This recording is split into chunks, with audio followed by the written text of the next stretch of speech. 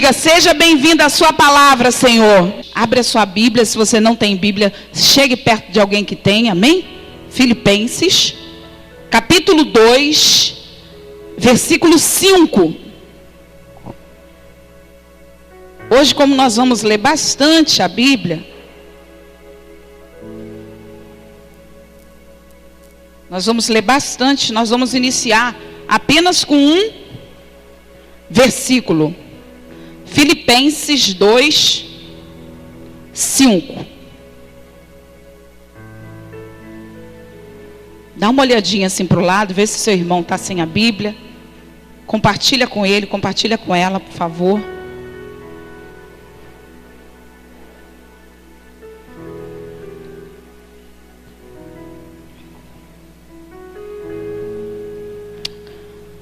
Aleluias. Bendito seja o nome do Senhor. Eu estou aqui com a Bíblia na linguagem de hoje, mas eu vou ler aqui no meu iPad, porque essa é a tradução que eu quero. Filipenses 2:5. De sorte que haja em vós o mesmo sentimento que houve em Cristo Jesus. Aleluia. Eu quero compartilhar uma palavra que o Senhor ministrou muito ao meu coração. Na realidade, vamos dizer assim, que o fogo vai ser meu, né? Mas a lenha não é minha inteira. Que algumas coisas Deus me deu, mas algumas coisas ele é de um grande pastor, que tem sido usado poderosamente por Deus no mundo. E Deus ministrou essa semana, e eu fiquei impactada com essa palavra, e eu estava compartilhando ela ontem, que passou a descer pela manhã. E eu falei, eu vou trabalhar essa palavra, e eu vou trazer amanhã à noite, vou levar amanhã à noite, e ministrar na igreja, porque foi tão forte na nossa vida, né, pastor Adeci? E é tudo aquilo que Deus tem feito, é a nossa realidade de hoje. Agora dá uma olhadinha para o irmão que está do teu lado, pergunta assim para ele, cadê o seu caderno? Porque todo discípulo sabe que não sabe que precisa. Todo discípulo de Jesus sabe, reconhece, eu não sei, eu preciso aprender. Vamos lá então. O tema da palavra dessa noite é cestos de frutos é o que eu vou apresentar. Você pode dizer isso bem forte, cestos de frutos. Não, mais forte, isso não é forte, bem forte. É o que eu vou. Filipenses 2, capítulo 5, e eu quero te incentivar a não conversar. Fala com o irmão que está do teu lado, não converse comigo agora. Amém? Nem com quem está na sua esquerda, nem com quem está à sua direita. Porque essa palavra é uma palavra... Essa palavra é uma palavra bem profunda. Precisa do máximo da sua atenção para você entender e receber, amém? A semente no seu coração daquilo que Deus vai falar contigo hoje. O tema é cestos de frutos. É o que eu vou apresentar ao Senhor. Filipenses 2:5 diz assim: de sorte que haja em vós o mesmo sentimento que houve também em Cristo Jesus. Por que a Bíblia diz em Filipenses o mesmo sentimento que houve também em Cristo Jesus? Porque esse sentimento não houve apenas em Jesus. Esse sentimento também houve nos seus discípulos. Mas a Bíblia relata que o principal é nós imitarmos Jesus. Então a Bíblia diz que haja em vocês, que vocês possam ter, que tenha em vocês o mesmo sentimento que houve também em Cristo Jesus. Nós precisamos sentir, ou ter, ou viver o sentimento que Jesus viveu. E eu comecei com esse comentário aqui. Amados, se tem algo me incomodando, incomoda muito o meu coração, e esse sentimento que incomoda o meu coração não é de hoje, na realidade, é de muito tempo atrás, mas agora mais do que nunca esse sentimento tem me incomodado. Me pergunta assim, o que é, pastora? Não, bem forte. Vamos lá. Existem muitas pessoas ainda, queridos. Existem muitas pessoas ainda no mundo inteiro sem Cristo. Na realidade, esse sentimento tem que incomodar a cada um de nós. Existem muitas pessoas ainda sem Cristo. E muitos, o que está te incomodando, pastora? Muitos ainda se encontram acomodados, pensando que o reino de Deus, e eu não estou falando assim apenas, pastora está começando com um confronto. Não, isso é uma realidade. Muitas pessoas estão pensando que o reino de Deus está avançando. Ué, o reino de Deus não está avançando, pastora? O reino de Deus até está avançando, mas não na proporção em que ele deveria estar. O reino de Deus está avançando, e eu estou falando isso em relação à população mundial. O reino de Deus está avançando, mas não em relação à proporção que ele deveria e poderia estar crescendo. E às vezes nós olhamos e vemos, pastora, como que você pode dizer isso? Hoje em tudo quanto é lugar nós olhamos e vemos igrejas lotadas. Mas uma coisa que nós não temos prestado atenção, e se você parar para pensar, é isso aqui que está acontecendo. Ó. Muitas das igrejas estão cheias, mas estão cheias de crentes que foram transferidos. São poucos aqueles que estão realmente, são poucos aqueles que são do mundo, que estão vindo do mundo, que estão sendo arrancados das trevas. Muitas igrejas estão cheias, mas de crentes, como nós podemos dizer, carnais. O que é um crente carnal? Que está sempre à procura de algo novo. Não tem algo novo aqui, eu vou atrás de algo novo. E dá uma impressão que as igrejas, que o reino de Deus está avançando. Crentes carnais, eles sempre estão à procura de algo emocionante para viver. E eu escrevi aqui, como eu um dia já fui assim. Todos nós temos esse momento, de vivermos assim a nossa meninice espiritual. Nós queremos coisas impressionantes, coisas que nos emocionam. Isso não é crescimento. Deus, Ele realmente está preocupado com que nós possamos sentir o que Ele sentiu. E é a mesma coisa que Jesus sentiu. Algumas pessoas ficam entusiasmadas, porque pensam, não, a igreja está crescendo. Muitas igrejas estão vivendo um reavivamento. Mas na realidade, o crescimento em todo o reino de Deus tem sido pequeno. E as pessoas estão simplesmente fazendo um rodízio de igreja. Fala isso bem forte, rodízio de igreja. Pode dizer bem forte, rodízio de igreja. Então o reino de Deus, ele precisa avançar efetivamente. O crescimento do reino de Deus tem que ser real. Mas ele precisa ser real em primeiro lugar para mim. Ele precisa ser real em primeiro lugar para você. E nós somos responsáveis por fazer isso acontecer. Nossas vidas estão ligadas ao reino. Nossas vitórias estão ligadas ao reino, à busca do reino. Nossas famílias, nossas gerações futuras estão ligadas ao reino.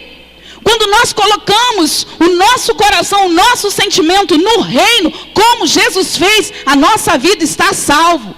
O nosso futuro está guardado em Deus. E nós somos responsáveis por fazer isso. Quando os europeus enviaram os missionários, vamos dizer assim, os primeiros missionários, há 200 anos atrás, havia apenas 1 bilhão de pessoas no mundo. E hoje, no mundo, são mais de 6 bilhões de pessoas. Então, o mundo aí fora, se você reparar, e isso não é só com a medicina, não.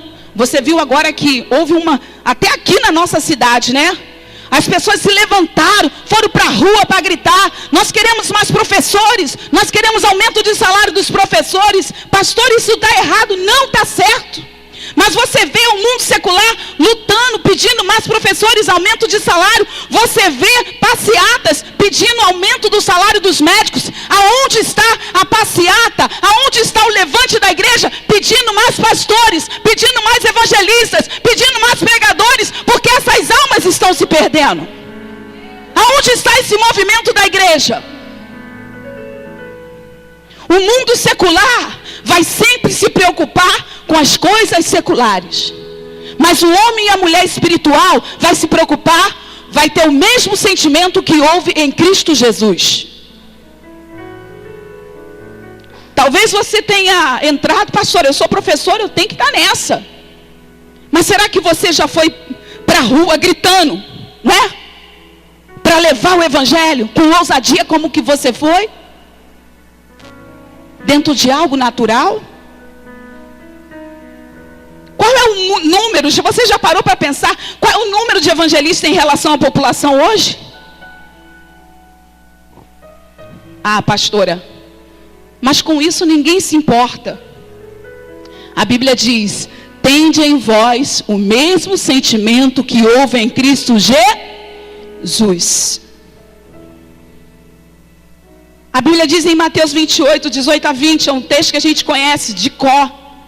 E chegando Jesus, falou-lhes dizendo, é-me dado todo o poder no céu e na terra.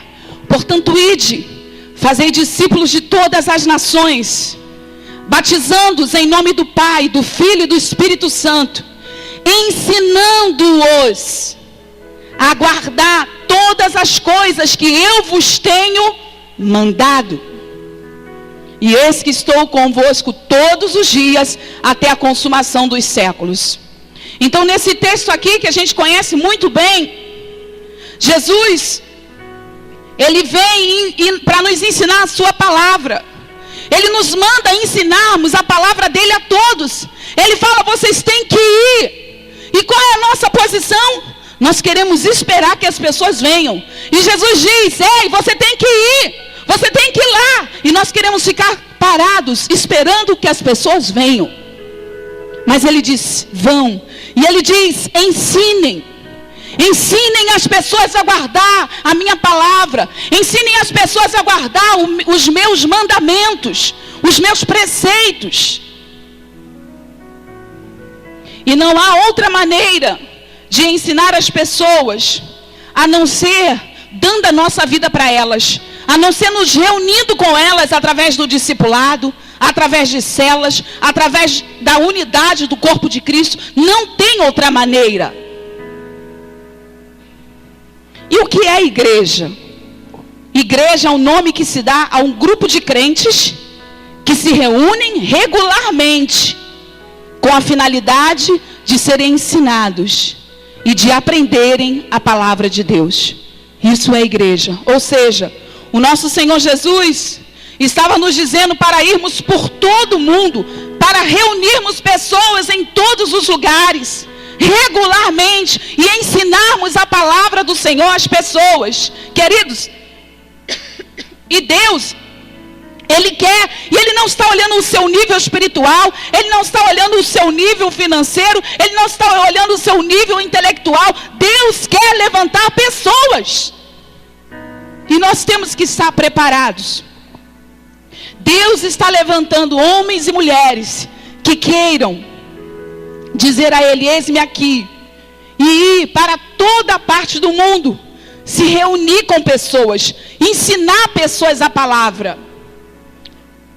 Quanto mais grupos de pessoas se reunirem nesse propósito do ensino da palavra, mais rápido milhares e milhares de pessoas serão alcançadas. E a grande comissão de Mateus 28 estará sendo cumprida. E nós teremos o mesmo sentimento que houve em Cristo Jesus. Agora, uma coisa que tem atrapalhado. O que é, pastora? E isso aí, eu mesmo levei muita lambada dentro disso aqui, né? Uma coisa que tem atrapalhado é o quê?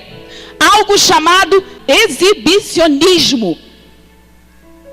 Evangelho hoje, parece que as pessoas elas querem usar o evangelho, mas para se exibir. Por quê?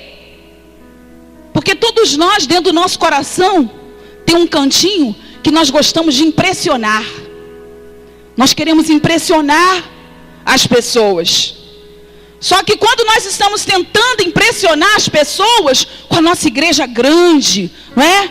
Com a nossa eu fui formada nisso, naquilo, eu tenho aquilo. Querido, nada disso é pecado. Mas muita gente está desviando da rota e não tendo o mesmo sentimento que houve em Cristo Jesus por causa do de se exibir, de querer se exibir.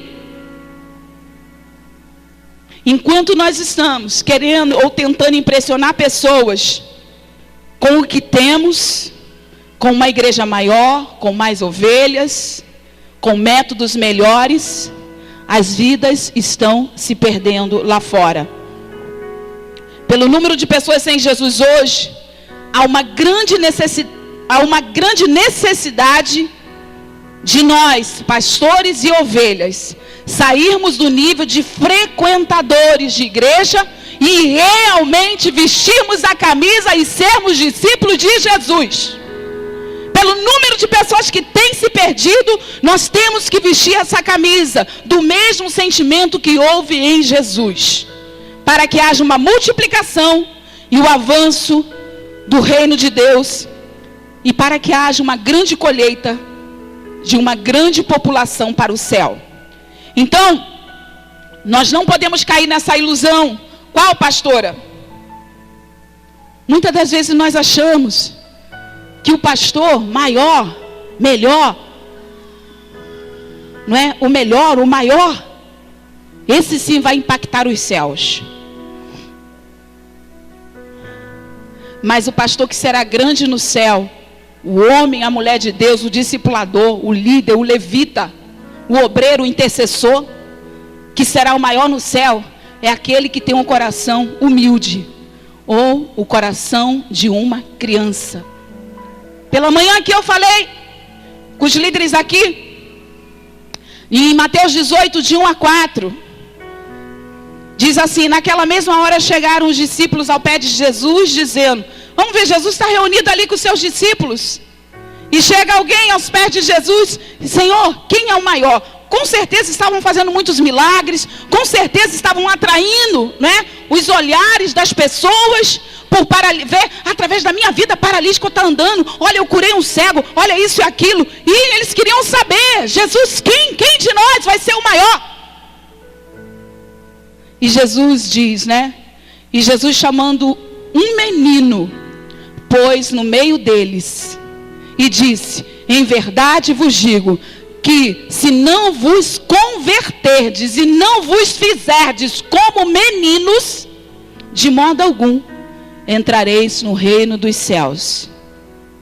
Portanto, aquele que se tornar humilde, como este menino, porque Jesus aqui não estava falando de criancice espiritual, não. Jesus estava falando de um coração simples, de um coração de criança. Jesus falou para eles, portanto, versículo 4, portanto, aquele que se tornar humilde como esse menino, esse é o maior no reino dos céus.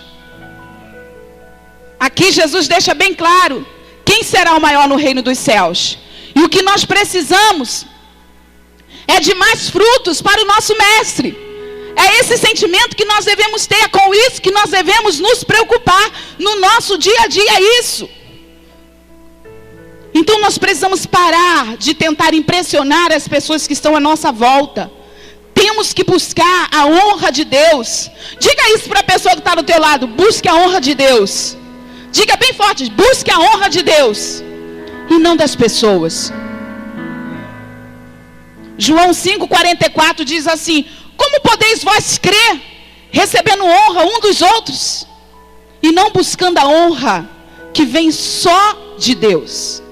E não buscando a honra que vem só de Deus. Pastora, como que nós vamos apresentar os frutos para Deus? Evangelizando as pessoas. Aqui está a resposta. O que Jesus fazia? Que sentimento que Jesus tinha? Jesus se preocupava com as pessoas, ele evangelizava, ele falava do reino, ele falava de cura, ele falava de libertação, ele falava de mudança de vida. Evangelizando as pessoas. Quando o evangelismo for nosso estilo de vida, aí sim teremos um cesto de frutos. E queridos, isso já é comprovado. E é algo para a igreja se preocupar. O que, pastora? Uma das seitas, das religiões que mais cresce hoje no mundo que prega contra a palavra de Deus, que prega contra os cristãos, que ensina desde cedo, que as crianças já canta música, já ensina morte aos cristãos, está crescendo desesperadamente, inclusive em alguns lugares já do nosso Brasil. E nós escutamos isso e saímos daqui, querido, sem causar uma revolução dentro de nós.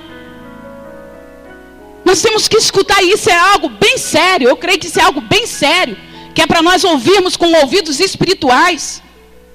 Isso tem que causar algo em nós, tem que gerar uma diferença em nós, algo tem que apitar aqui dentro de nós. É o grito de Deus. Você precisa ter o mesmo sentimento que houve em Cristo Jesus, porque muitos estão com uma morte iminente.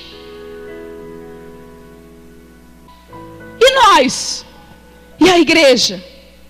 A igreja está despreocupada. Não, porque como já foi dito aqui, o pastor Adeci falou um pouquinho, né? Nós não queremos abrir mão do nosso conforto. Nós trabalhamos muito, nós temos muitas coisas para conquistar. Nossos bens. Nós deveríamos ficar pensando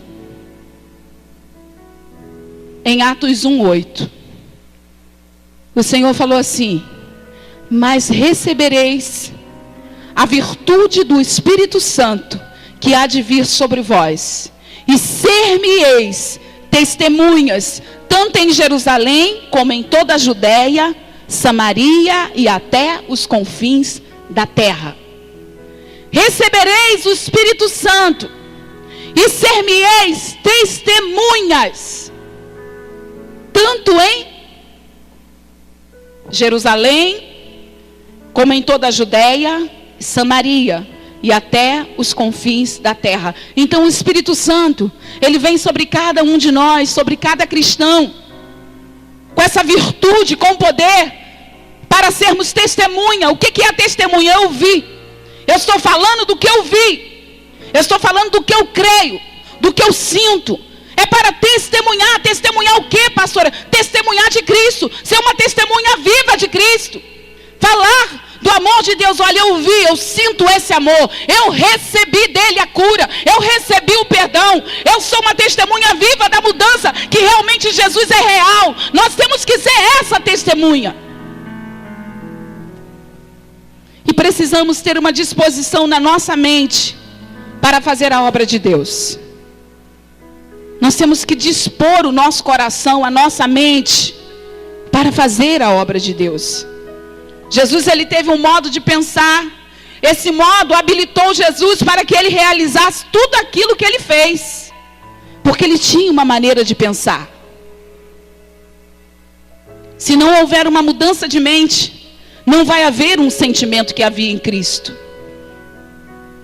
Esse versículo nos ensina a pensar da mesma maneira que Cristo pensava. E o que significa aí? É o que significa: haja em vós o mesmo sentimento. Em nós tem que ter o mesmo sentimento que estava em Jesus. E deixa eu te falar uma coisa que muitos estão ignorando. Deus, ele está monitorando lá do céu tudo o que nós estamos fazendo aqui na terra. E eu vou me aprofundar hoje. Hoje você vai ouvir um pouco de Apocalipse. Deus está monitorando lá do céu tudo o que nós estamos fazendo aqui na terra. E Ele vai exigir de cada um de nós uma resposta daquilo que Ele nos deu. Deus vai exigir os dons, Deus vai exigir a habilidade, Deus vai exigir a casa que Ele nos deu, Ele vai exigir o carro que Ele nos deu, Ele vai exigir a saúde que Ele nos deu, as pernas, o corpo, Ele vai exigir de tudo que Ele nos deu. Ele está nos monitorando. Ele vai perguntar a cada um de nós o que fizemos com o dom que Ele nos deu. Tudo que Ele nos deu, Ele vai requerer. E nós podemos reparar algo muito interessante nas cartas escritas nas 7 igrejas, lá no Apocalipse, do Apocalipse. As 7 igrejas, e aqui que eu tomo base para dizer que Deus, Ele vai requerer de cada um de nós. As 7 igrejas do Apocalipse, as cartas foram, uma frase foi dita para as 7 igrejas. Se você quiser anotar aí, né? Porque todo discípulo sabe que não sabe. Deus falou para as 7 igrejas: eu sei as tuas obras. Para as 7 igrejas, Deus disse: eu sei as tuas obras. Deus estava dizendo: eu estou monitorando vocês, eu estou de olho em vocês, eu estou vendo o que vocês estão fazendo. Eu sei as tuas obras. Que obras são essas, pastora? O que quer que sejam essas obras, deve ser importante para cada igreja tê-las completado inteiramente, porque cada igreja completou. Vamos ver aqui alguns versículos. Apocalipse 2:2, Deus disse assim à igreja de Éfeso: conheça as tuas obras, o teu trabalho, a tua paciência, que não podes sofrer aos maus, e pusestes à prova os que dizem ser apóstolos e não são, e tu os achastes mentirosos. A primeira coisa que Deus diz à igreja de Éfeso: conheço as tuas obras. Apocalipse 2:9, a igreja de Esmirna: conheço as tuas obras, a tribulação, a pobreza, mas tu és rico. E a blasfêmia dos que dizem judeus e não são, mas são sinagoga de Satanás. Igreja de Esmirna. Igreja de Pérgamo, Apocalipse 2:13: conheça as tuas obras, onde habitas, olha o lugar, que onde está o trono de Satanás, retens o meu nome, e não negaste a minha fé, ainda nos dias de Antipas, minha fiel testemunha, o qual foi morto entre vós, onde Satanás habita. Deus fala com a igreja de Pérgamo: conheço as tuas obras. Deus também fala à igreja que estava em Tiatira, Apocalipse 2:19: eu conheço as tuas obras, o teu amor, o teu serviço, a tua fé, a tua paciência, e as tuas últimas obras são mais do que as primeiras. Palavra boa, né? Vocês melhoraram no final do que no início. Também tem uma palavra para a igreja de Sardes, Apocalipse 3:1. E o anjo da igreja que está em Sardes escreve: isso diz o que tem os 7 Espíritos de Deus e as 7 estrelas. Conheço as tuas obras, que tens nome de que vives e estás morto. É aquele crente, né, que sou crente, já não é muito tempo. Também Deus falou à igreja de Filadélfia, que é a 7ª. Apocalipse 3:8 diz: conheça as tuas obras, eis que diante de ti pus uma porta aberta, e ninguém pode fechar. Tendo pouca força, guardaste a minha palavra, e não negaste o meu nome. Para as 7 igrejas, o que Deus estava querendo dizer com isso? Eu estou monitorando vocês, eu estou vigiando vocês, eu estou olhando para cada um de perto. Eu conheço o que vocês fazem, eu conheço as atitudes de vocês, eu conheço a fé de vocês, eu conheço o trabalho, mas também conheço os erros, os pecados. Deus conhece as nossas obras. Amados, Deus não nos disse assim, ó. Você não vê em nenhum momento escrito assim, ó: eu conheço as suas casas. Está escrito isso aí? Está escrito? Conheço os teus carros. Ele não disse. Eu até escrevi o meu para entrar na... conheça a tua doblô. Ele não disse. Ele disse: eu sei as tuas obras. Ele não disse: eu conheço a tua graduação, eu conheço em que você foi formado. Ele não disse: eu conheço seu pai, sua mãe. Mas ele disse: eu conheço as tuas obras. Mas pastora, você está colocando um peso em mim agora. E a minha vida? Eu tenho que pensar nessas obras, mas e a minha vida? Eu te respondo com o texto que Deus me deu, Marcos 8,35. Porque qualquer que quiser salvar a sua vida, perdê-la-á. Mas qualquer que perder a sua vida, por amor de mim e do Evangelho, esse a salvará. Existem obras, e o ponto da mensagem hoje é sobre isso.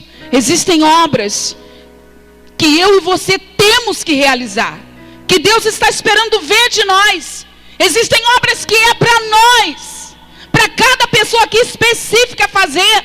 Não adianta você pensar, o irmão vai fazer. Não, Deus, Ele está vendo as suas obras. Tem coisa que é você que precisa fazer. Pastora, mas eu cheguei aqui hoje porque eu quero ouvir uma palavra, que eu estou com um problema no meu casamento. Pastora, eu estou com problema na minha vida espiritual, na minha igreja, no meu ministério. Deus, Ele está conhecendo e Ele vai requerer de você o que você está fazendo. As tuas obras.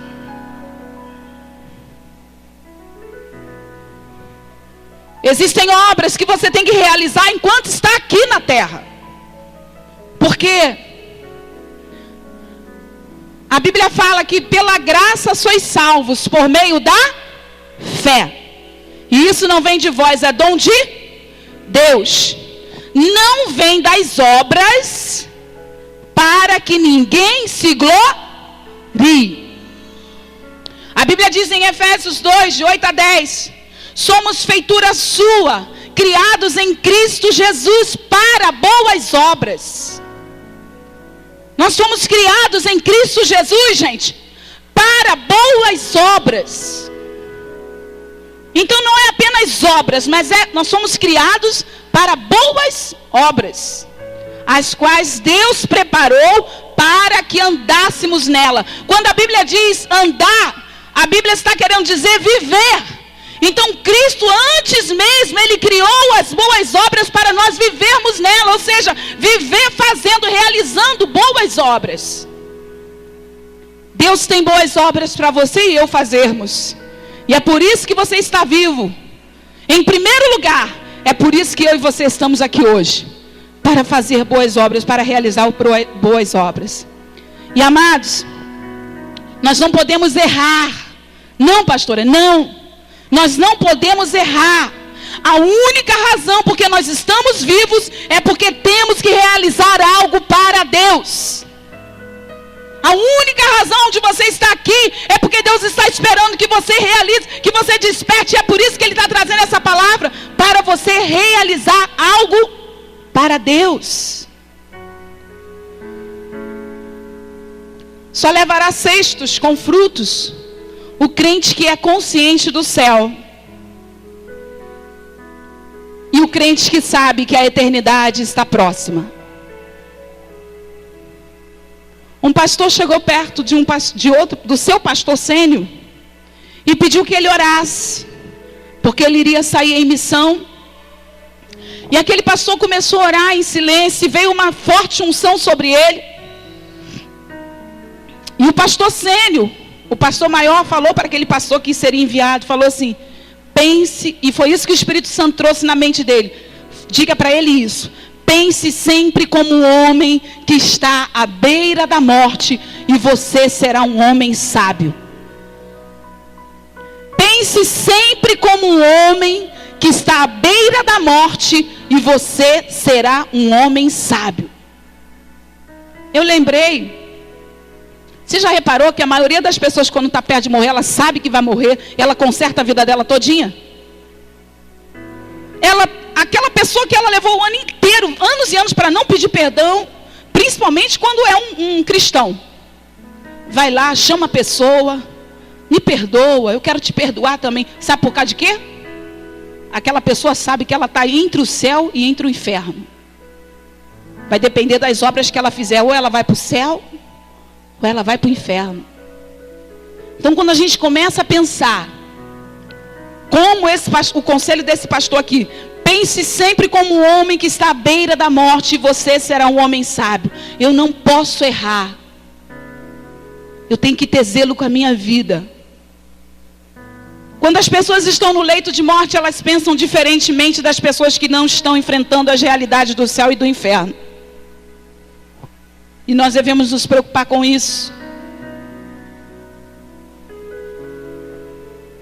Pense agora e responda dentro de você mesmo. Dentro de você, você está realizando algo para Deus? Outra pergunta aqui. O céu está feliz com você? Pensa agora que é o seu líder, seu discipulador, a pastora. Isso é o que menos importa. O céu está feliz com você? Deus está satisfeito com você? O que Jesus te diria no dia que te ver frente a frente, no dia que você estiver, não é, frente a frente com o Senhor? O que você acha que Ele vai te dizer?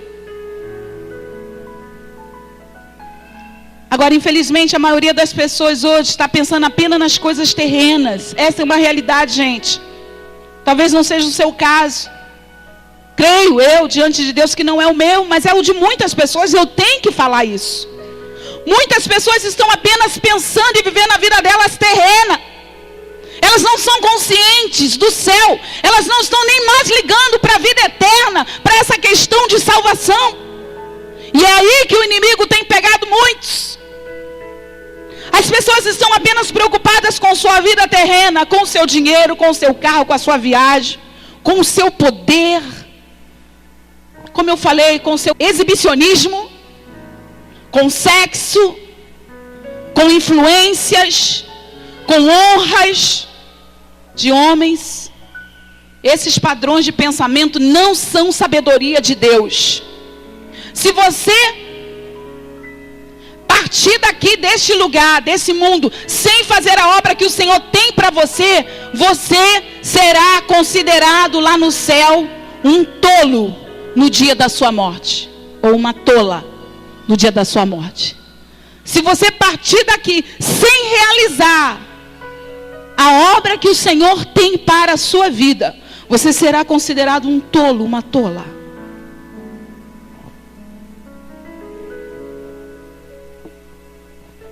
Então não tenha ilusões. Seu tempo, meu tempo na terra é limitado. Nosso tempo na terra é limitado. E eu tenho que dizer isso: as casas que você construiu, as coisas que você está adquirindo, não tem nenhum valor real para Deus. Por isso que o próprio Jesus falou: não ajunteis tesouros na terra. Você já parou para pensar por que Deus quis dizer isso? Por que está lá na Bíblia? Por que Ele disse isso?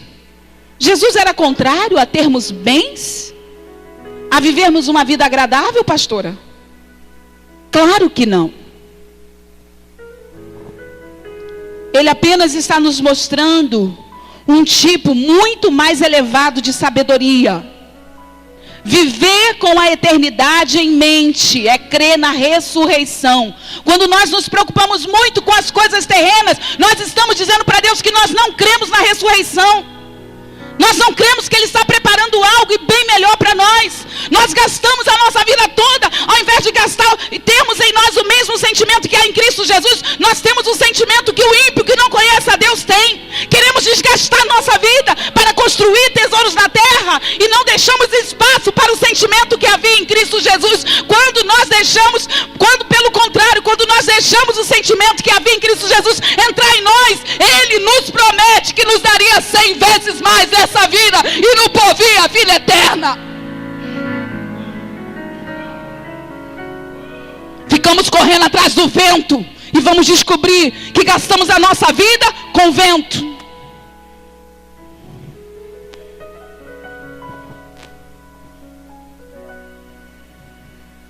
Não tenha ilusão.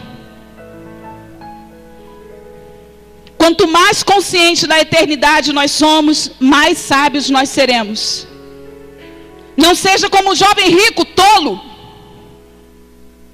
que pensou que a vida fosse somente uma vida terrena. A Bíblia fala que aquele homem ajuntou, gastou a vida dele. Ele não tinha tempo para evangelizar, ele não tinha tempo para ir ao culto, ele não tinha tempo para vir no Tadel, ele não tinha tempo, ele não tinha espaço, não tinha sentimento. Ele estava preocupado com o celeiro dele. E Jesus chega para ele e diz: louco, hoje mesmo pedirão a sua alma. E o que você preparou, o tempo que você gastou, o suor que você suou, para quem será? Ele poderia dizer, né? Senhor, eu fiz tudo isso, mas eu coloquei no seu reino. Não era a realidade daquele homem, estava guardado no celeiro dele. Aquele homem estava planejando várias coisas, quando o Senhor disse: você é tolo.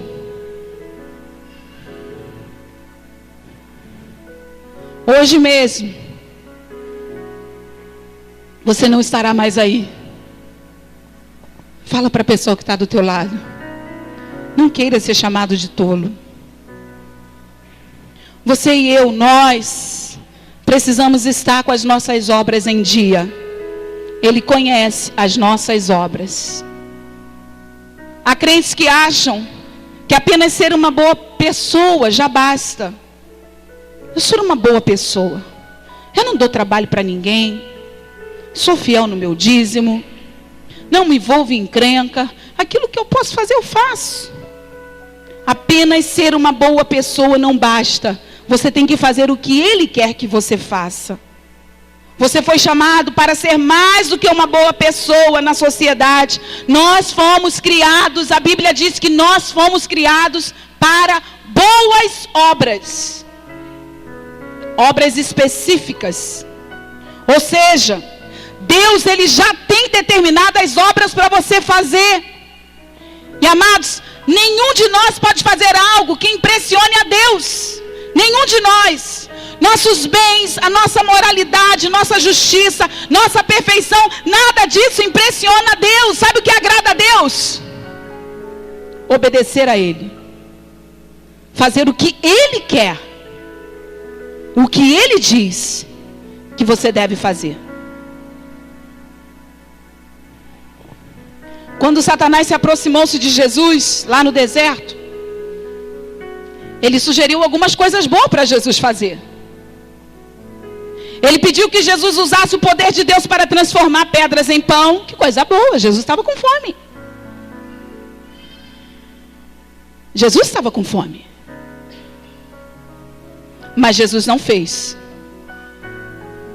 Satanás igualmente também sugeriu a Jesus projetar-se com o poder de Deus. Você não é filho de Deus? Use o poder dele. Mas Jesus também não fez. Tudo isso são coisas boas. Mas Jesus não fez. Ele sabia que a coisa certa a fazer era obedecer. Querido, há sempre uma razão escondida. Assim que você pisar fora dos comandos de Deus, preste atenção nisso aqui, ó. Assim que você pisar fora dos comandos de Deus, começar a fazer o que Deus não mandou você fazer, você está em pecado. E mesmo que você esteja envolvido em alguma coisa boa. E aqui eu quero te ajudar a você compreender na definição de pecado aqui. Pecar não significa necessariamente fazer algo mal. Você sabe o significado de pecado? Pecado é errar o alvo. Isso significa pecado, errar o alvo. Então pecar não significa estar necessariamente fazendo algo mal. Você pode ficar surpreso ao saber que fazer uma coisa boa que não seja a vontade de Deus é pecado. Como eu disse, havia muitas coisas boas para Jesus fazer e Ele não fez. Jesus poderia ter vivido muito mais tempo. A unção estava sobre Ele, Ele estava fazendo tudo certo. Mas Ele aceitou a vontade do Pai para Ele de morrer na cruz com 33 anos. Essa era a vontade do Pai.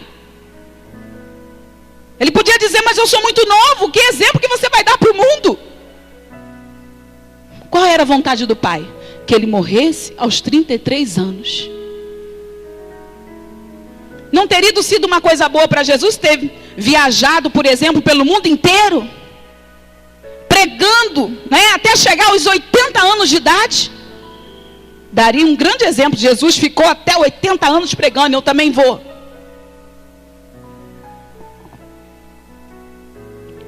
Outra coisa, havia muitos doentes que Jesus não curou. Por que Jesus não curou? Não era uma coisa boa curar os doentes? Sim. Mas não era. Ele só curava quando Deus mandava. Em momento certo. Então, a definição de pecado. Pecado é a rejeição da vontade de Deus. E o inimigo, ele tem pegado muitos crentes hoje, eu digo dentro da igreja, não lá fora. Mas muitos crentes dentro da igreja, nesse ponto aqui. Pecado é a rejeição da vontade de Deus. Era aquilo que Jonas estava fazendo. Ele rejeitou a vontade de Deus. O pecado é a recusa em aceitar o plano e a vontade de Deus para nós. É substituir os planos de Deus pelos meus planos. E Deus está chamando pessoas claramente para a sua obra aqui nessa noite. Quantos creem? Deus está chamando as pessoas, mas elas sempre têm uma boa ideia. Não vou citar o nome não, eu falei que ia falar isso com uma irmã abençoada. Mas eu creio que é a resposta de Deus aqui para ela. Nós sempre temos uma ideia, né, abençoada, nossa, um plano nosso. Olha, Senhor, pode deixar, tá? Eu não vou me envolver com a sua obra não. Mas eu vou trabalhar muito. Eu vou ganhar muito dinheiro. E eu vou contribuir para a sua obra. Comprovadamente, 99,9% dos que falam isso são os que menos contribuem. Caem num laço. Não era a vontade de Deus para eles.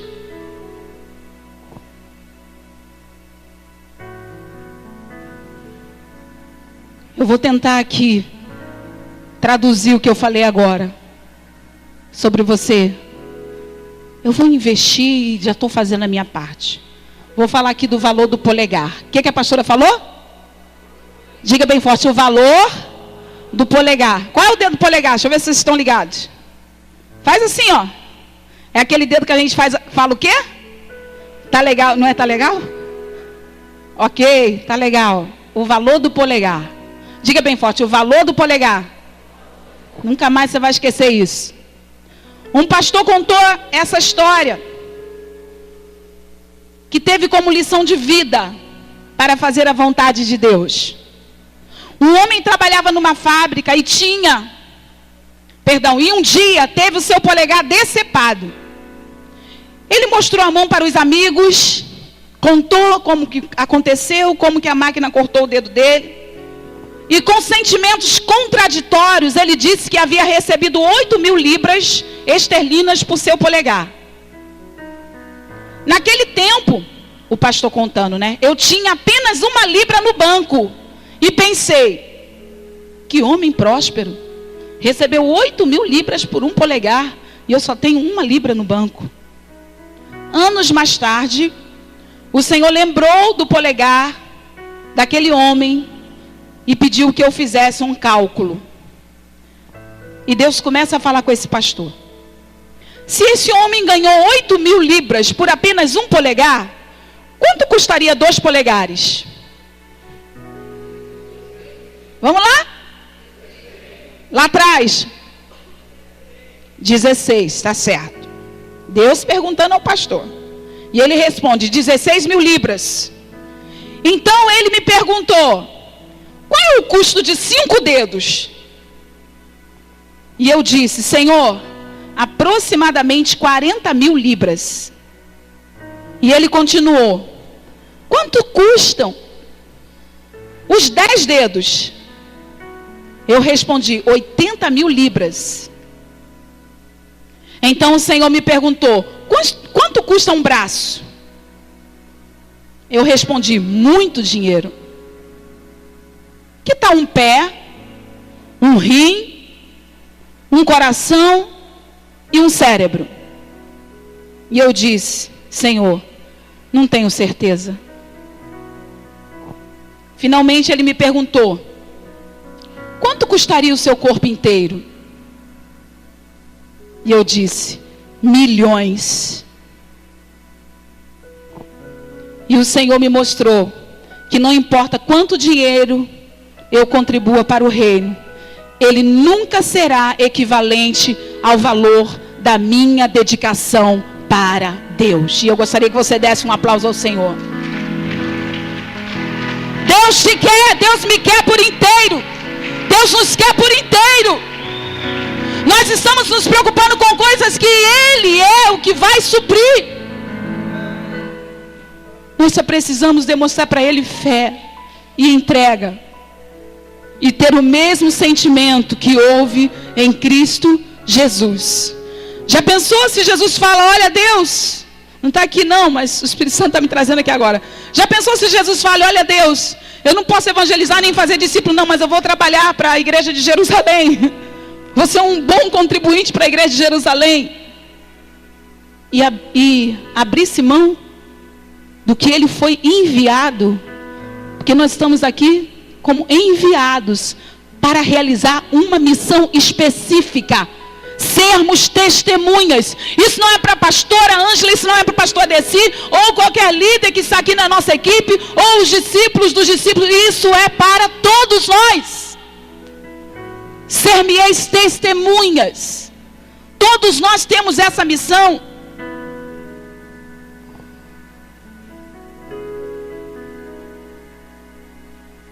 Qualquer coisa que nós possamos dar para Deus nunca será equivalente ao valor de dedicarmos o nosso coração, a nossa alma, o nosso espírito para a sua obra.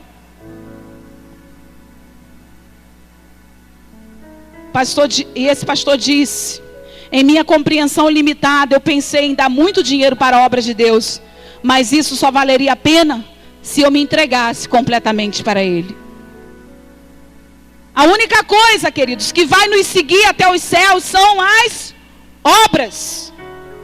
A única coisa que vai nos seguir até os céus, vamos dizer assim, né? Que vai nos respaldar nos céus, são as nossas obras, porque é a única coisa que vai entrar no céu. Apocalipse 14, 13 diz, e ouvi uma voz do céu que me dizia, escreve, bem-aventurados mortos que desde agora morrem no Senhor. Sim, diz o Espírito, para que descansem dos seus trabalhos e as suas obras os seguem. A única coisa que vai entrar nos céus é aquilo que eu e você estamos fazendo para Deus hoje. Mas nada. Então quando você faz a obra de Deus, você deixa Deus, quando você não faz a obra de Deus, você na realidade se torna um crítico de plantão. Sabe por que Jesus falou isso? Quem comigo não ajunta, espalha. Porque além da pessoa não ajuntar, não fazer a obra, ainda ajuda a espalhar. Porque ajuda a atrapalhar aqueles que estão fazendo. Se torna um crítico de plantão. E isso vai chegar até os céus. Porque eu vou te mostrar o versículo aqui. Que não são só obras boas que vão entrar no céu, não. São obras boas e as más obras. Para que você acha que existe o livro da vida? De enfeite? Para a gente falar e a igreja se emocionar? Leia a Bíblia, querido. Leia a Bíblia, querida. Se aprofunde na palavra para você não ser enganado. Então quando você deixa de fazer a obra de Deus, você se torna um crítico de plantão. É melhor participar do que ser um observador. Faça algo. Pessoas que apenas observam começam a criticar tudo, começam a ver as falhas da igreja, e você começa a ver os erros de todos, do seu líder, quando ele fala um texto errado, por exemplo. Você observa a unção que não está tão forte como costumava ser, e em breve você vai estar se familiarizando com todos os defeitos da sua igreja. E aí depois disso, o que acontece, pastora? Você cai em algo chamado criticismo. Criticismo. Você faz da crítica a sua religião e se transforma em um verificador de falhas, ou seja, advogado do diabo. E aí os demônios entraram e encontraram abrigo na sua vida. Olha como é sério. Fala para o irmão que está lá. É muito sério. É muito sério. Encontraram abrigo. Os demônios encontram abrigo na nossa vida. Então nós precisamos crescer em Deus. Chega um tempo em que você deve ser um mestre na palavra. Um mestre na palavra de Deus e na sua vida. Você deve ensinar as pessoas. Esse tempo tem que chegar. Você deve ter algo para dar a Deus. Porque a Bíblia diz lá em Hebreus 5:12: devendo já ser mestres pelo tempo, ainda necessidade que vos torne a ensinar quais sejam os primeiros rudimentos da palavra de Deus, e vos haveis feito tais que necessitais de leite e não de alimento sólido. Hebreus 5:12. Então, se nós temos hoje, e essa é a nossa realidade, se nós tivéssemos mais obreiros maduros, preparados para a obra, nós enviaríamos com certeza. Porque a seara, quando você começa a andar, você vê como que a seara é grande. Tem alguém online aí? Dá uma olhadinha aí. Perdão, queridos, abrindo um parênteses aqui, eu falei que ia mandar um glória a Deus, uma graça e a paz para o pessoal que está lá em São José do Rio Preto, onde nós vamos ter a nossa primeira célula no final de novembro agora. E eu quero que a igreja dê um glória a Deus aí bem forte, né? Porque essa é uma das primeiras conquistas, que em breve nós teremos uma igreja, mas que vai começar com uma célula. Não sei se eles estão conseguindo assistir. Então, glória a Deus. Se nós tivéssemos mais obreiros prontos, com certeza nós enviaríamos para a colheita, para a seara, porque o campo é grande e a obra precisa ser feita. Diga isso para o teu irmão: a obra precisa ser feita. Mas talvez Deus quer que você faça a obra agora na sua casa, na sua vida, lá no seio da sua família. Você se levante e erga-te e diz: Deus, qual é o campo que o Senhor quer que eu faça agora? A Bíblia diz claramente que nossas obras não podem nos salvar. A salvação, ela vem mediante a fé. E isso não vem de vós, é dom de Deus. Não vem das obras para que ninguém se glorie, pois somos feitura dele, criados em Cristo Jesus para boas obras, as quais Deus de antemão preparou para que andássemos nela. Então a Bíblia diz aqui claramente que nossas obras não nos salvam. Nós não estamos indo para o céu por causa das nossas boas obras, nem ficaremos livres do inferno por causa delas. Nós somos salvos pela graça. Romanos 3,10 diz: não há um justo sequer. Mas o mesmo texto de Efésios, que fala que a salvação não é por obras, é o mesmo que fala sobre o fato de termos sido criados para boas obras. Efésios 2, de 8 a 10. Então isso significa que depois de nós sermos salvos, nós então entramos nas obras que Cristo preparou para nós. Olha, Eu estou salvando vocês. Agora eu tenho uma missão para vocês. Eu tenho um trabalho para vocês. Eu já te dei a salvação, mas agora eu quero que você faça algo. Muitos crentes hoje se descuidam porque sabem que estão salvos pela graça e não pelas obras. Sentem que estão predestinados para ir para o céu e que tudo que eles têm que fazer é sentar e relaxar e desfrutar o passeio para o céu. Mas na chegada, algumas perguntas terão que ser respondidas. Na chegada, algumas perguntas terão que ser respondidas, tipo: você fez as coisas que eu pedi que você fizesse? Você fez as obras que eu ordenei? Jesus nos perguntará. E eu estou fechando aqui. No céu, vai haver 2 julgamentos. Preste atenção nisso. E o Senhor tem me cobrado de te ensinar coisas que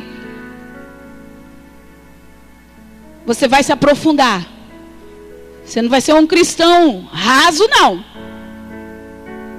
No céu, vai haver 2 julgamentos. Deus não irá nos julgar da mesma maneira que julgará o restante do mundo. Ele preparou um julgamento extra para os crentes. A Bíblia fala de 2 tronos de julgamento diferentes. Vamos dizer isso? 2 tronos.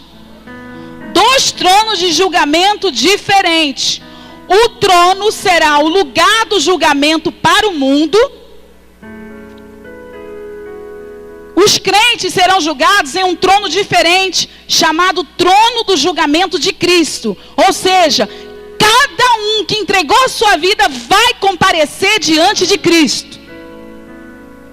Né? A gente canta: eu quero ver Jesus. Você vai ver Jesus. Talvez não seja um horário tão bom como você pense, não. Então nós vamos comparecer diante de Cristo. O trono branco é a suprema corte do céu. Esse é o lugar onde será tomada a decisão de admiti-lo ou não no céu. Mas há outro trono de julgamento para os crentes. Primeiro, o trono branco. A Bíblia diz, em Apocalipse 20, versículo 11 ao 13, diz assim: e vi um grande trono branco, e o que estava sentado sobre ele, de cuja presença fugiu a terra e o céu. Olha como que é tão sério, né, Deus, né? A terra e o céu fugiu da presença dele. E não se achou lugar para eles. E viu os mortos, grandes e pequenos. Ou seja, gente simples, gente pobre, como gente rica, gente milionária, né? Grandes e pequenos, que estavam diante de Deus. E abriram-se os livros, o livro da vida. Abriu-se outro livro que é o da vida. E os mortos foram julgados pelas coisas que estavam escritas no livro, segundo as suas obras. E deu o mar os mortos, que neles havia. E a morte e o inferno deram os mortos que neles havia. Olha só, ninguém vai para o inferno não. A morte e o inferno devolveram os mortos. E foram julgados cada um, esse negócio de obra é sério, gente. E foram julgados cada um segundo as suas obras. Ou seja, segundo aquilo que fizeram. Trono branco, né? O livro da vida é o livro das obras. É essencial que o meu e o seu nome esteja no livro da mais alta importância. O livro da vida. Já pensou, você chega lá, né? Tá lá na fila, imagina, Rômulo. Qual é o seu nome? O anjo vai estar lá. Tem livro, gente, é com nome, com listinha mesmo, igual o Tadel. O próximo, qual é o seu nome? Eu estou botando assim, pregando num ambiente descontraído, mas isso me impactou muito. Que eu fiquei pensando, se fosse eu, o anjo começa a procurar, já viu várias folhas. Qual é o seu nome mesmo? Ângela Franco Ribeiro Pires. E vai procurando, que eu imagino que não seja algo assim desse tamanho, né? Deve ser um livro enorme. E vários anjos procurando milhares ali em várias páginas. Então vê aí no computador para ser mais rápido. É sério, gente. Teu nome não está aqui, não. Andar de baixo, que a irmã Jo falou ali. É sério. Esse é muito importante, que o seu nome esteja lá. O livro de mais alta importância da nossa vida.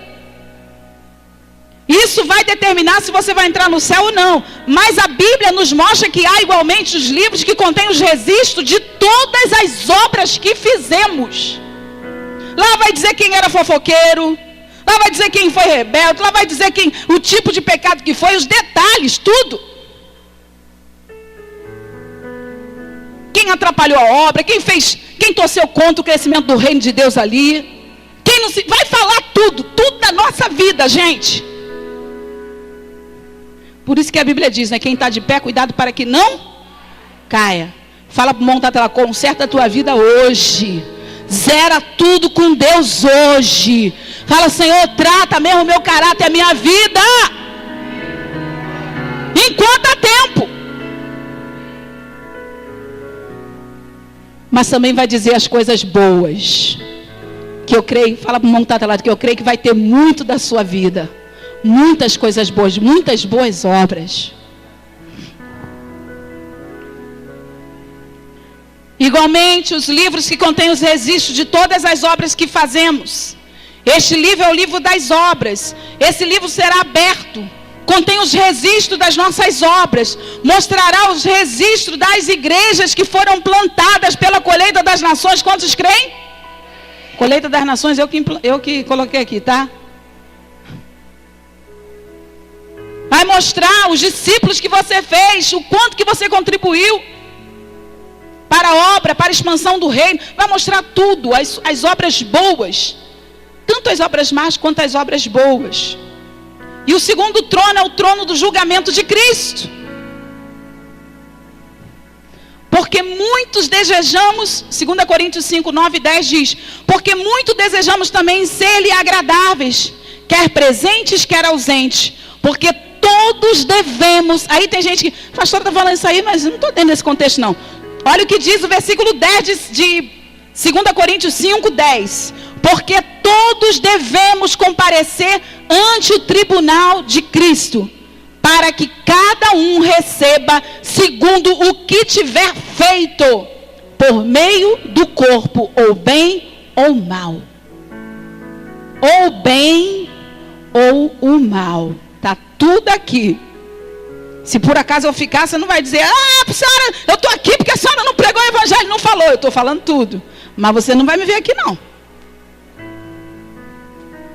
Procura lá o seu ex-pastor, que você não vai me ver aqui não. Ou bem ou mal. Diga bem forte, ou bem ou mal. E eu acho difícil você encontrar seu ex-pastor também. Do jeito que o Espírito Santo está tratando, né? Com as autoridades.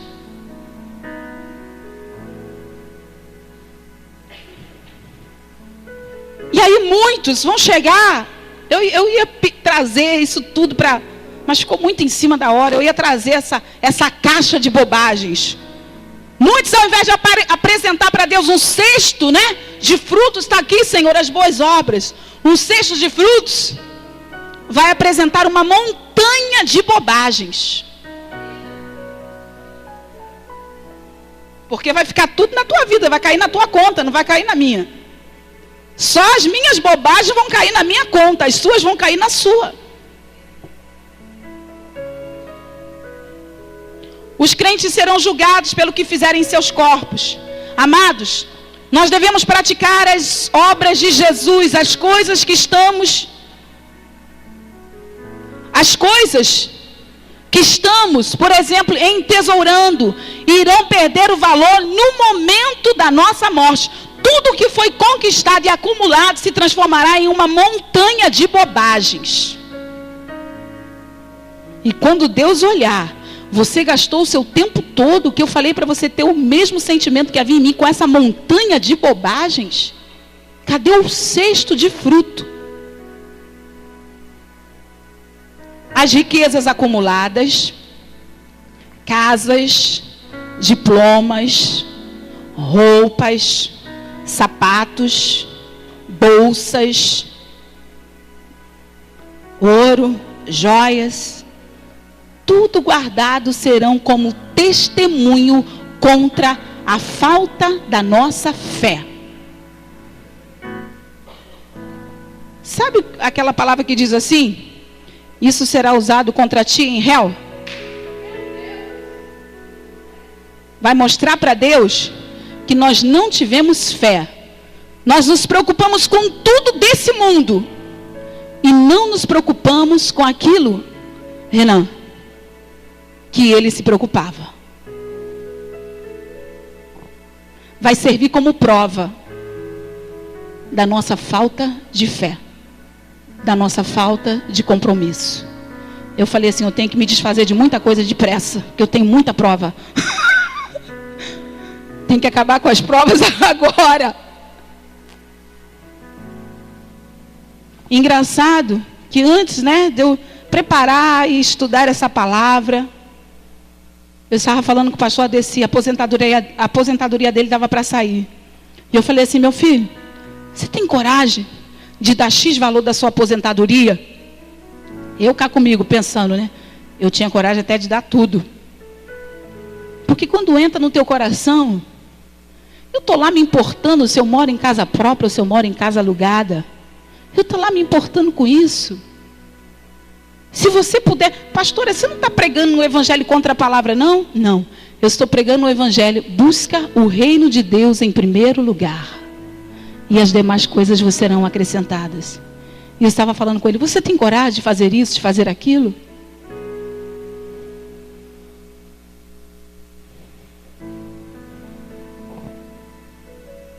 Nossos bens perecíveis acumulados testemunharão contra nós naquele dia. Bens perecíveis acumulados.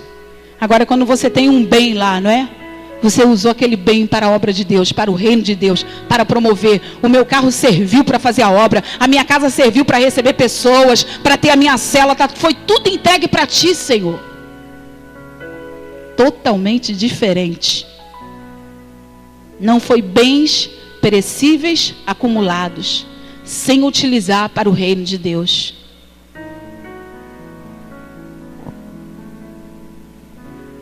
Tudo isso falará aos céus, chegará aos céus para declarar, não tinha fé, não obedeceu, não creu no coração, estava entesourando coisas neste mundo.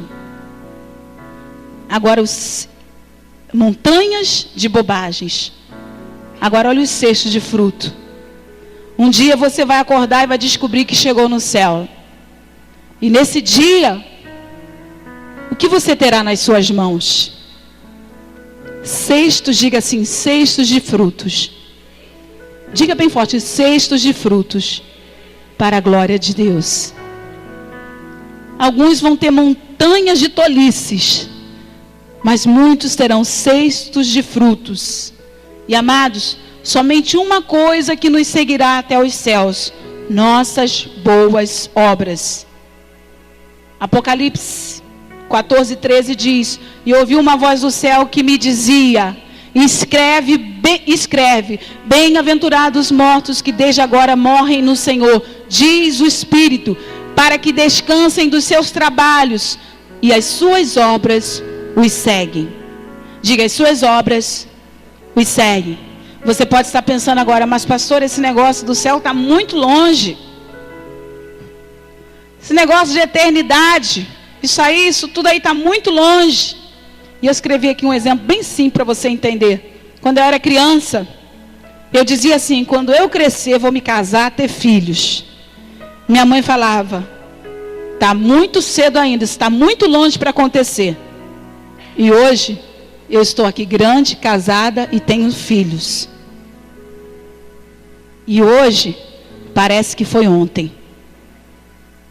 Será assim a realidade em relação aos céus. O ponto que eu estou querendo mostrar é que a eternidade, que agora parece tão distante, sem importância, logo chegará para todos nós. O que temos que fazer? Temos que fazer logo. Mudar logo. Boas obras agora. essas obras estão aí para serem realizadas. Precisamos ter o mesmo sentimento que houve em Cristo Jesus. Vamos ver qual foi esse sentimento? Vamos fechar. Abra sua Bíblia, Filipenses 2:5.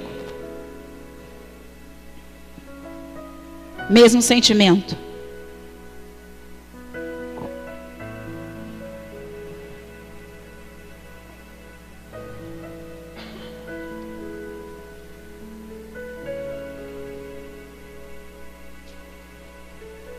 Filipenses 2:5.